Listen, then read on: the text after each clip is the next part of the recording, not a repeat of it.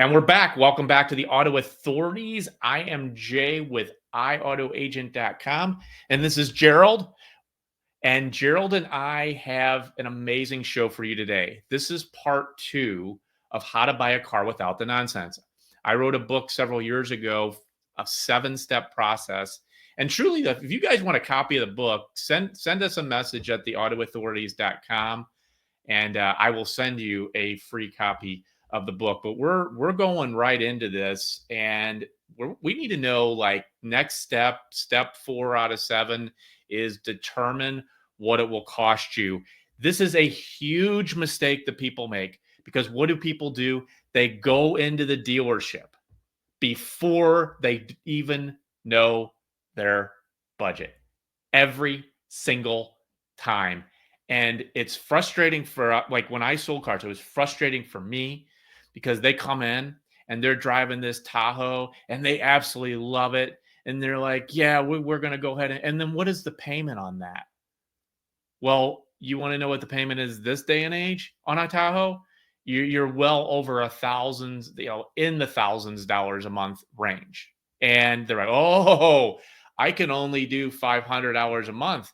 Okay, well, you're on the wrong vehicle, and it just wastes everybody's time, including yours. So determine what it will cost you. And I'm going to tell you my first step that I always say is know what your budget is and figure out what can you pay per month, and also know your freaking credit score and contact your local credit union before you go to the dealership. What do you do, Gerald? What's your recommendation? You're on mute. I agree with all that. And I think one thing that you do want to be on the lookout for, the salesperson does make a difference. If you have a salesperson that isn't asking you to sit down for a little bit so they can talk with you about what's important to you, what do you need in a car, what do you want to find, you're probably with the wrong salesperson, because you can do whatever research you want. And I'm saying this because the perception is every car salesperson is like Grady the sales badger, and they're just there to rip you off and have no idea what they're doing. The reality is the successful car salespeople are successful because they do a good job and customers come and ask for them. And they're working to emphatically listen with emotion, and to feel what the customer's saying so they can hear what you're saying and direct you towards that right car. If the customer's not doing something like a registration sheet, like a guest sheet, asking you a few questions, figuring out what range of car you're looking at, you're probably with the wrong salesperson. And you Oh, may be with the wrong dealership, period. It may just be time to leave. so You true, man. don't I want the remember. person just throwing you a key. You're probably going to get a bad deal then. So true. When I was selling, the very first thing I would do is I would sit down and I'd say, what I'd like to do is understand your wants and needs, making sure this is the right vehicle. And then I also said to them, it's totally okay if you don't want to buy something today. I am not going to chase you out of here. I'm not going to tie you down. And when I said that, it really just it makes them become more open. And like you said, have empathy and listen to what they are saying if you are a salesperson. But from a consumer standpoint, if you don't do your research and you don't go to the credit union, because first of all, here's the bottom line: a credit union is not going to approve you for a loan if you can't afford it. They are going to look at all your credit, all the different obligations you have. And if they don't feel like you can afford it, then they're not going to approve you. If they do feel like that you can afford it, they will approve you. And you still have to be a little careful, because sometimes they will approve you for more than what you should be doing. But step 4 is know what budget that you want to be in. And then also step 5 goes right into if you have a trade in. And I'm going to say this is going to be probably the opposite of what you've always been told. If you have a trade in, know what it's worth, but go in And the mindset is when that salesperson says to you, what do you want your payments to be? Do not be afraid to tell them that. And I'll tell you why. Because it is so easy to determine what your payments. So let's say you have a $20,000 vehicle that you're trading in and you're buying a $40,000 vehicle. You would be financing $20,000 and you tell them, I want my payments to be about $400 a month on a 5-year and I'm not willing to go 6 years. Well, now you've put it out there. And if they come back at $500 a month, you're like, nope, I told you 400. You can negotiate with payments because it all comes down to dollars anyway of how you figured it out. You don't have to Sure. tell the dealership that. And that's the beautiful thing. No, my budget is $400 a month and I am not going to go 6 years. I'm going to go 5 years. It's so much easier for you to do that. Tell them you have a trade-in. Tell them all the things. Who cares? You've already figured out what your budget is, but be prepared to walk if it's not. Well, and it's simple math. I mean, it's basically It 20 bucks is a thousand at current rates. roughly. If you do if you do $20 a thousand, you're right there, 0%. Just so you know, too, interest rate doesn't make the difference that you think it would.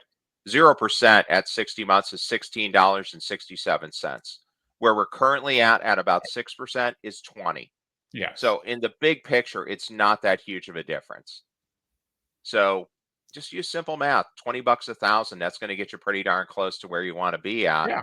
And that way you're not being shown a super expensive car, because if you have a salesperson who has no idea what they're doing, they don't ask you any questions, well, they may run you out to the platinum. And the platinum looks great. Man, this is awesome. I love this car. Well, sure, it's $80,000. Yep. And there's all these services that all these experts online that tell you, oh, no matter what you do, don't tell the dealer what you want your payment to be. Well, it's stupid.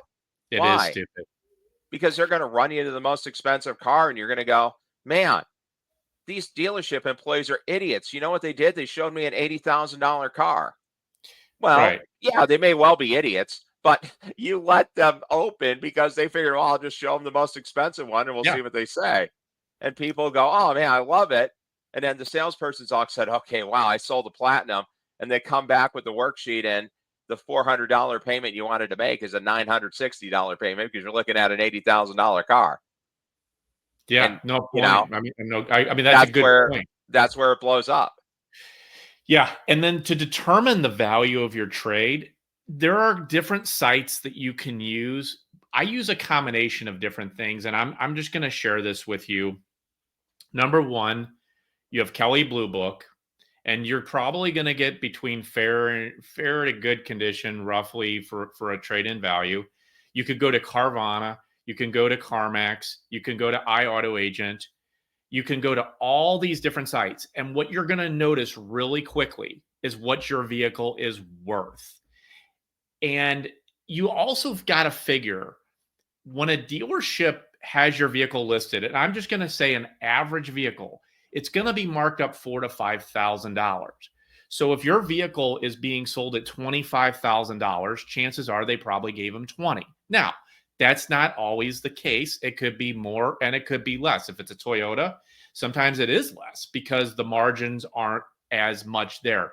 But if you go to all those sites and you can see, okay, well, this person's, iAuto Agent's going to give me 23, CarMax is going to give me 20, Carvana is going to give me 19. Well, I could sell through iAuto Agent and get more money, or I can go to these other places. But if the dealership comes in at 17, then they're not treating you fairly. But the other piece that you want to also know too is this. Are there any discounts available on the vehicle that you're looking at? If it's new, are there rebates? Are there incentives? Look at those forums like we told you. And if it's a what's the word I'm looking for? I totally lost my train of thought there.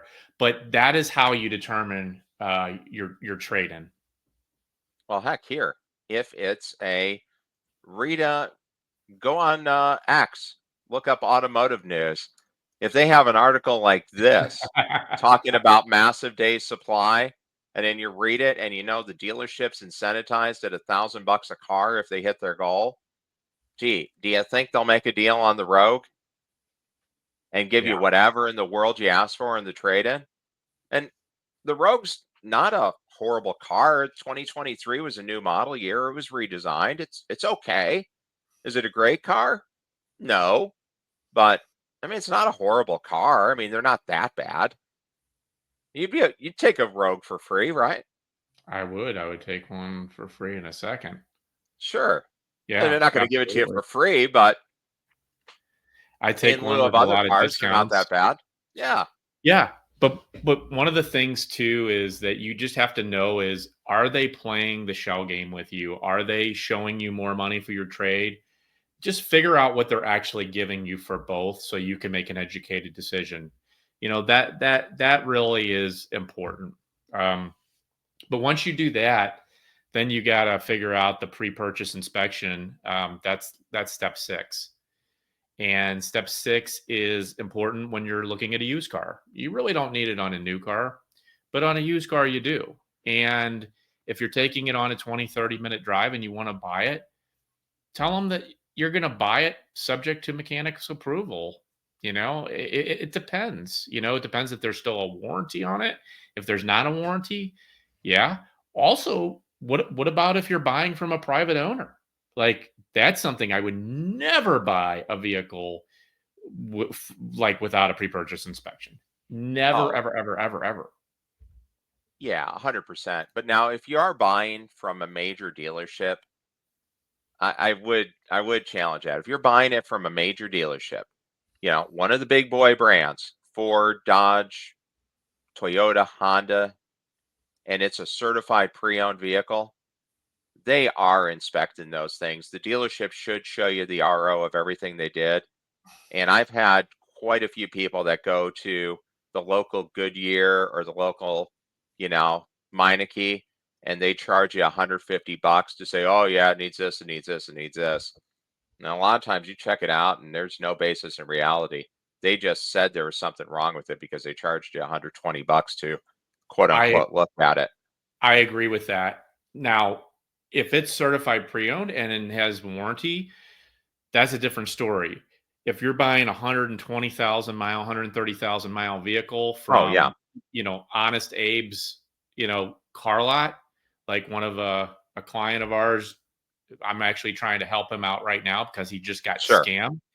Yeah, that's Um, a bad idea. yeah.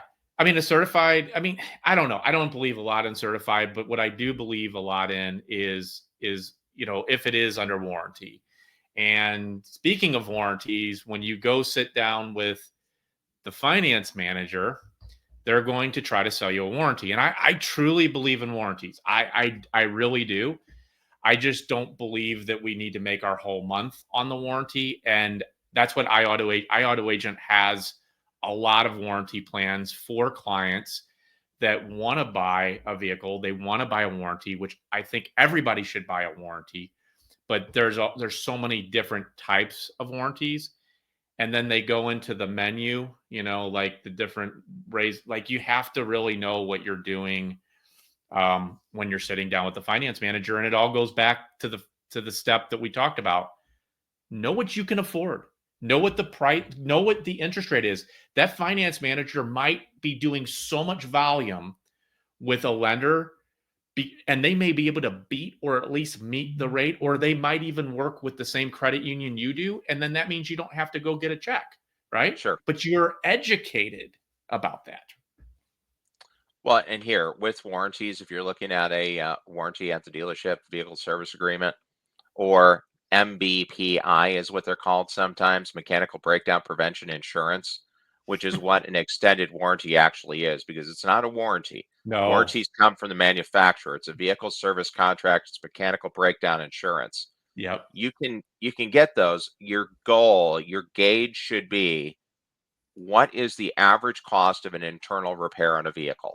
Right now, it's about $2,300, $2,400. That's for one. That's the average cost of one internal repair. You can buy an extended service contract, a mechanical breakdown protection insurance plan that covers you for 7 years or 125,000 miles, and that warranty, that vehicle service contract is the cost of one average internal repair, that's a pretty good deal. You're Oh, doing it good. is. It Yeah. is. So if you use that as your goal, if it's somewhere around 24, 27, 2,900, that's a good deal. You start getting up, which happens at domestic dealers, to $4,000, $5,000, that's probably too much. It's still cheaper than Car Shield. Car Shield for 5 years, you're over $11,000. It just seems cheaper because it's $200 a month. Yeah, well, that's yeah. But like it's important to also look at the vehicle that you're so I'm going to do a quick story. So we had a client come to us yesterday actually that wanted a 2018 GMC Denali right under 74,000 miles and they came to us, they wanted a warranty. Well, I just said, "What did the dealership offer you?" And they're like, "Oh, they wanted to do a 5-year 60." I said, "You don't even have to tell me what they were charging, but I'm going to take a guess." And I'm $7,400 for a Yeah, there you 5-year go. 60. We were able to get them into a 6-year and an extra 125,000 mile bump. I'm not going to use bumper to bumper. I'm going to use exclusionary that would mirror the factory warranty with only and they had a $250 deductible too. This Hmm. only had $100 deductible for $3,700. We were half Yeah, of the well, there you price, go. and it's worth it. It's one repair on that vehicle could be easily 5 grand, but it's not worth No, $7,400. it could be way more than that. Something that's Easy, endemic with the big yeah. GM SUVs, the fuel cylinder management system, the thing that deactivates cylinders to save fuel economy. I mean, Hmm. it's a good tech. You don't even notice it when you're driving. It's not like when they first brought it out of the North Star engines when you heard a clunk every time it shifted off. It's silent. You never notice it. It saves you about 3 miles a gallon. It's great. Only problem is if it fails, it's $8,000 to fix. I know So the warranty in and of itself is worth it because it is. they all fail at about 120,000 miles. If you're looking online and you wonder why you can't find a Traverse, an Enclave, or an Acadia with about 120,000 miles on any lot, that's why they're all dead because of the They're in cylinder the management junkyard. system. Yeah. Yeah. So I have a gift for everybody. If you have a warranty right now and you want me to take a look at it, I will do a complimentary audit to make sure that you got the right warranty. Or if you need a warranty, send a message to theautoauthorities.com. I need your VIN and your miles, and then I will get the copy of the policy. I will help any way I can. I just don't want to see people get screwed, and that's why we do what we do. Gerald, anything else? Oh, one more thing. Make sure, listen closely, that you subscribe to the Auto Authorities on YouTube. Click the subscribe button, the notification buttons. We are live Tuesdays at 12 p.m. on the Facebook group page, the Auto Authorities, as well as LinkedIn. And we have 19 different channels such as iTunes, Pandora, Google Podcasts. Go to theautoauthorities.com, send us a message, send us comments, and we will see you next week, unless you have anything else. Yeah, just one thing. We didn't mention it, but this is an important feature, and especially with inequity rising in vehicles. If you're borrowing over the MSRP of the vehicle or over the selling price of the used vehicle, and you can get gap insurance for under $800, say yes. And Yes. also check if your insurance offers it. Quite a few insurance companies offer gap insurance. If you can get it through your auto insurance, you can get it for $6, $7 a month. You'll never miss it. Say yes, because if your car is totaled, the worst thing to happen, the worst inequity to have is that you have to stroke a check for $6,000 to pay off the remainder of your car's balance because it was totaled. Also, one other thing on that. That's a great point, folks. So, what Gerald's telling you, but the one thing too is read the policy for gap insurance because they're not all the same, and some of them will only approve they'll only approve you for the certain percentage of what the vehicle is actually worth. So just read the policy, and if you're not sure, send it to us. We will see you next week. Peace.